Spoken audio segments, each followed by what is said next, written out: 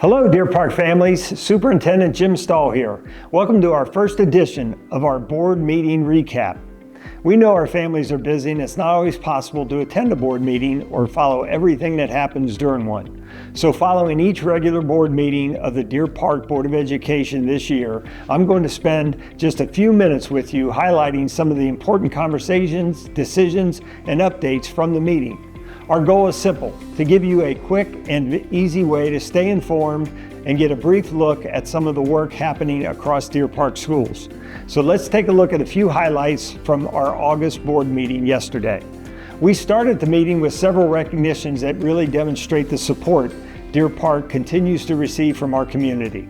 We recognize Tony Lane and the Big Guys Helpers for donating 110 backpacks filled with school supplies for families who had a need for one as we begin the new school year. We also recognize One Deer Park and the Kenwood Baptist Church for following another successful launch event which brought our students, families, and community together just before the start of school.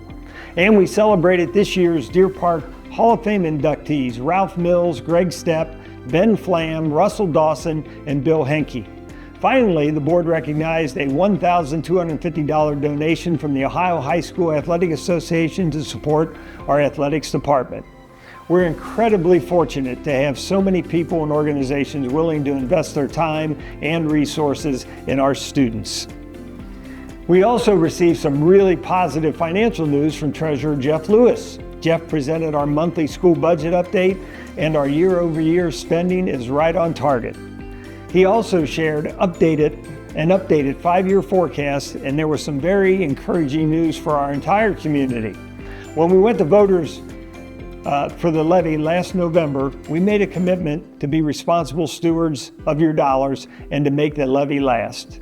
Based on Jeff's current five-year forecast, we now expect the levy to last at least 5 years through 2031 and hopefully beyond.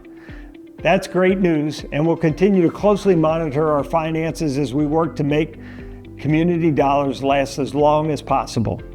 Another important part of the meeting was a presentation by Patty Haddon on federal funding. Patty walked the board through how federal funding and our schools work. And more importantly, where those dollars go and how they are used to support our students. School funding can be complicated, so providing our community with a clear picture of where those resources come from and how they are used is important. If you'd like to dig a little deeper for more information about the federal funding program, including Patty's presentation, it is available on the Student Services tab on our Deer Park Schools website. Of course, this is not just another year in Deer Park. The board officially approved a resolution recognizing the Bicentennial of Deer Park Schools as we celebrate 200 years of public education in your community. Throughout this year, you'll see us celebrating the people, the places, and the moments that have shaped Deer Park Schools since 1826. We've already started telling some of those stories, and there is much more to come as we move toward our bicentennial celebration this fall. 200 years is an incredible milestone for any school district, and we're looking forward to celebrating it with our entire Deer Park community. The board also approved the Golden Wildcat Cards for the 26-27 school year.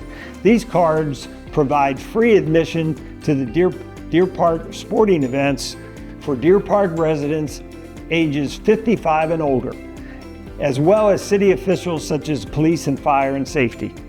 It's a small way for us to say thank you to the people who have supported and served our community, while also encouraging them to come out and support our Wildcats.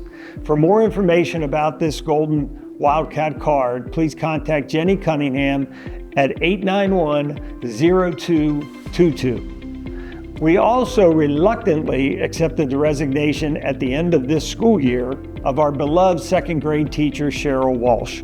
We'll certainly miss her, but wish her well in her retirement and all future endeavors. Finally, one of the most valuable parts of any school board meeting is the opportunity to hear directly from members of the community. During the public comment, we received some terrific feedback from a Deer Park parent about student recruitment and retention and what that could look like for our district in the coming years. It was a thoughtful conversation and one that certainly got our attention, as declining enrollment is something that nearly every district in Ohio is currently facing.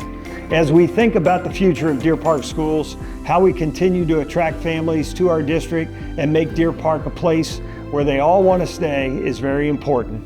That is an area that we're going to be taking a much closer look at in the near future, and we appreciate our community members who take the time to share their ideas and perspectives with us.